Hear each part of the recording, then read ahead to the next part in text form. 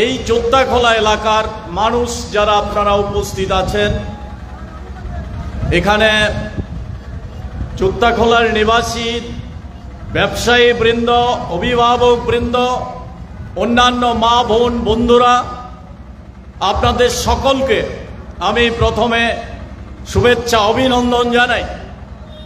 আমি গভীরভাবে শ্রদ্ধা জানাই কমরেড বাদল শীলের প্রতি।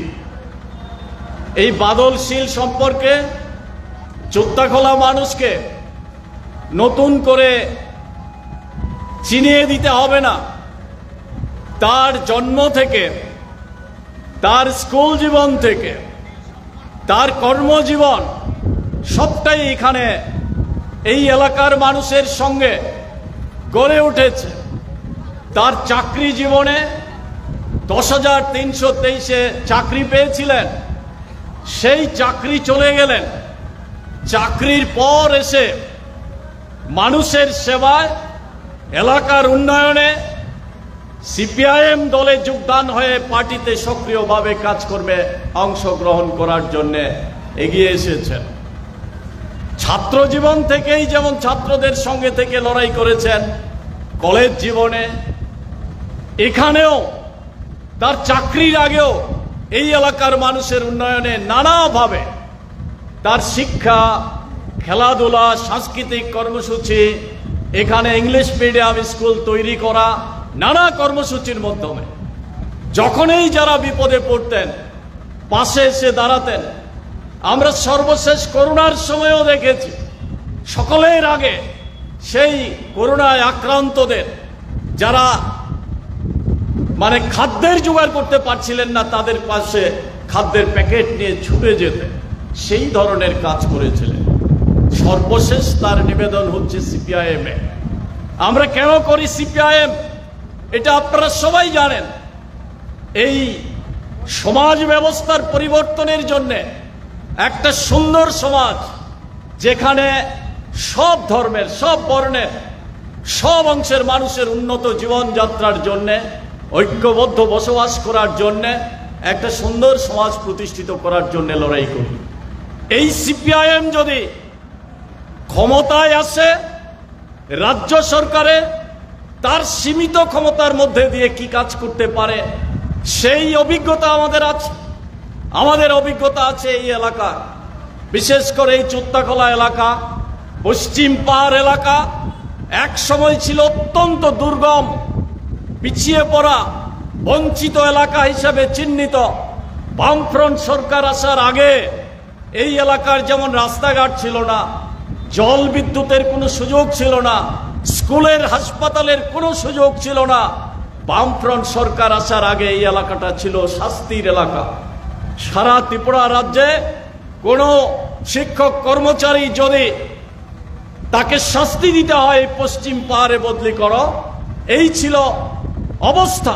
সেই জায়গা থেকে বামফ্রন্ট আসার আগে যে দুরবস্থা ছিল তা দূর করে প্রতিটা গ্রামে গ্রামে, গাঁও সভায় স্কুল স্থাপন করা, পাড়ায় পাড়ায় অঙ্গনওয়াড়ি সেন্টার, তারপরে প্রাইমারি স্কুল থেকে হাই স্কুল, 12 স্কুল, এইভাবে যেমন তেমনি হাসপাতাল, রাস্তাঘাট, পানীয় জল, জলসেচ, সমস্ত দিক থেকে একটা অভূতপূর্ব অগ্রগতির এই জায়গায় নিয়ে আসা হয়েছে। একটা সময় এই যোদ্ধাখোলাতে কি কর্মসংস্থান ছিল? ব্ল্যাকার ছিল, স্মাগলিং এর অবস্থা ছিল। এইখানকার একমাত্র পেশা ছিল এই ধরনের কাজে শ্রম দিয়ে তাদের জীবিকা নির্বাহ করা। প্রথম বামফ্রন্ট সরকার এসেই আমাদের এই পশ্চিম পাহাড় এলাকার তীরভূমিকে কাজে লাগিয়ে কোথাও চা বাগান, কোথাও রাবার বাগান, কোথাও ফলের বাগান ইত্যাদি করার মধ্যে দিয়ে যেমন কর্মসংস্থানের, স্থায়ী কর্মসংস্থানের ব্যবস্থা করেছেন, তেমনি অন্যান্য অগ্রগতির জন্য ধীরে ধীরে একের পর এক উন্নয়ন কর্মসূচিতে আমরা এগিয়ে গেছি। কিন্তু 18 সালে মিথ্যা প্রতিশ্রুতি দিয়ে বিভ্রান্ত করে সেই ওই 50,000 চাকরির প্রতিশ্রুতি, ওই রেগার 200 দিনের কাজ, 340 টাকা মজুরি, নানা ধরনের প্রতিশ্রুতি দিয়ে মানুষকে বিভ্রান্ত করে এই আরএসএস পরিচালিত বিজেপি আইপিএফটি জোট সরকার এই ক্ষমতায় আসে। এই ক্ষমতায় আসার পর থেকেই এই রাজ্যের গণতান্ত্রিক অবস্থার উপরে ভয়ানক আক্রমণ সংগঠিত করেছে। তারা ভাবছে কমিউনিস্টদের বাছাই করে করে খুন করে শেষ করে দিতে পারবে। তাদের সেই অভিজ্ঞতা নেই। গোটা পৃথিবীতে এই কমিউনিস্টদের শেষ করার জন্য নানাভাবে চেষ্টা করা হয়েছে, কোথাও পারেনি। আমাদের ভারতবর্ষ সেই অভিজ্ঞতা আমাদের আছে, আমাদের ত্রিপুরা রাজ্যেও সেই অভিজ্ঞতা আছে। এর আগেও যে জোট রাজত্ব ছিল 88 সাল থেকে 93 সাল, সেই সময়ের অভিজ্ঞতা আছে। সেই সময়েও একই কায়দা নিয়েছিল। সবচেয়ে বেশি খুন হয়েছিল এই বিলোনিয়া মহকুমাতে, 42 জনের মতো খুন। এই রাজনগরেও এই চোত্তাখোলাতেও নান্টু ভৌমিক খুন হয়েছিল। তার আগে অবিনাশ সরকার খুন হয়েছিল, জনার্দন চৌধুরী খুন হয়েছিল, সাধন দেবনাথ খুন হয়েছিল। সর্বশেষ এই জোট সরকার আসার পর, বিজেপি আসার পর বেনুলাল বিশ্বাসকে খুন করা হয়েছে কমলপুরে। সর্বশেষ বাদল শীলকে খুন করা হয়েছে এই চোত্তাখোলা এই বাজারে। আমরা যেখানে সভা করছি ঠিক তার 20 থেকে 25 মিটার এই দূরত্বে প্রকাশ্য রাস্তায় তাকে খুন করা হয়েছে চোত্তাখোলা বাজারের। শত শত মানুষ সেই দিন দেখেছে, তারা এখনো চোখের জল ফেলে। তার স্ত্রী, কন্যা, মা, বাবা, আত্মীয় স্বজনরা যেভাবে, তেমনি এই চোত্তাখোলার এলাকার মানুষ তার জন্যই দুঃখ প্রকাশ করছে। এই পরিণতি সৃষ্টি করেছে কিভাবে আপনারা দেখেছেন।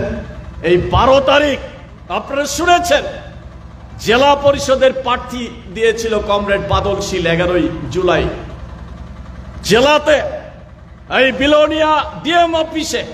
তারপর দিন 12 জুলাই রাজনগরে যখন পঞ্চায়েত সমিতি গ্রাম পঞ্চায়েতের মনোনয়নপত্র দাখিল করার জন্য আমরা যাচ্ছিলাম, সংগঠিতভাবে আক্রমণ করে রাজনগরে। এই আক্রমণে কমরেড বাদল শীল সহ আমাদের 14-15 জন মহিলা সহ আমরা আহত হয়েছিলাম। তার মধ্যে অন্যতম ছিল বাদল শীল। সবাই আমরা নমিনেশন দিতে পারলাম না।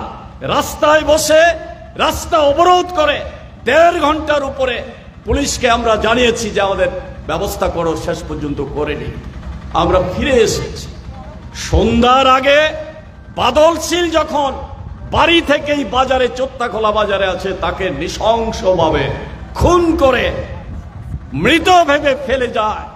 তার কন্যা খবর পেয়েছে, তারপরে অন্যান্যরা এসে পুলিশ সহ হাসপাতালে নিয়ে যায় চোত্তাখোলা, তারপরে শান্তির বাজার হয়ে আগরতলা জিবি হাসপাতাল। পরদিন সমস্ত চেষ্টা ব্যর্থ করে আমাদের পার্টির সর্বোচ্চ নেতৃত্বরা, কমরেড মানিক সরকার, জিতেন্দ্র চৌধুরী থেকে শুরু করে সবাই হাসপাতালে ছুটে গিয়েছিলেন। সর্বোচ্চ চেষ্টা নেওয়া হয়েছিল, সব ব্যর্থ হয়ে 13 তারিখ 2:30 নাগাদ শেষ নিঃশ্বাস ত্যাগ করে এইভাবে কমরেড বাদল শীলকে খুন করেছে। আজকে তার শহীদান দিবস, আমরা তাকে স্মরণ করছি। আমরা এখান থেকে শপথ গ্রহণ করতে চাই, এই অত্যাচারী খুনিদের বিরুদ্ধে সমস্ত অংশের গণতান্ত্রিক দেশপ্রেমিক মানুষকে ঐক্যবদ্ধ করে রাজ্যের এই অবস্থা থেকে মানুষকে মুক্তি দেওয়ার জন্য আমাদের লড়াইকে আরো বেশি এগিয়ে নিয়ে যাব। সেই লড়াইয়ে চোত্তাখোলা এলাকার যারা শুভবুদ্ধি সম্পন্ন মানুষ আছেন, গণতান্ত্রিক মানুষ আছেন, তাদেরকেও পাশে থাকার জন্য আবেদন করছি এবং আমরা দাবি করছি অবিলম্বে এই খুনিদের উপযুক্ত শাস্তি দিতে হবে। এই শাস্তি প্রক্রিয়া এখনো চলছে, অব্যাহত আছে, দ্রুত যেন তাদের শাস্তি হয় সেই দাবি করছি। আবারও কমরেড বাদল শীলের প্রতি শ্রদ্ধা জানিয়ে আমি আমার বক্তব্য এখানেই শেষ করছি। ইনকলাব জিন্দাবাদ।